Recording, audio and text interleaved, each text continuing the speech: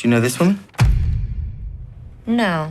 Debbie Ocean, convicted felon. Her brother, Danny Ocean, more convicted felon. She was present on the night of the incident. Ooh.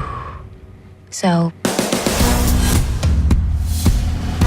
you want to hit a jewelry store? not exactly. A diamond mine? Yes, that's exactly right. Or What? The Met. In 3.5 weeks, the Met will be hosting its annual ball, and we are going to rob it. look at you. $16.5 million in each of your bank accounts 5 weeks from now.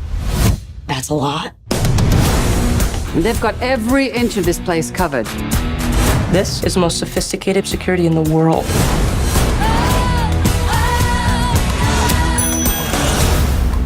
How long did it take you to figure all this out? 5 years, 8 months, and 12 days. Why do you need to do this? Because it's what I'm good at. Okay, everybody, let's get started. Here we go. Counting down. 3, 2, 1. Game on. She's in. Dear God, that was spectacular. Seal the exits. We prepared for this. We will not be the prime suspects. Wait.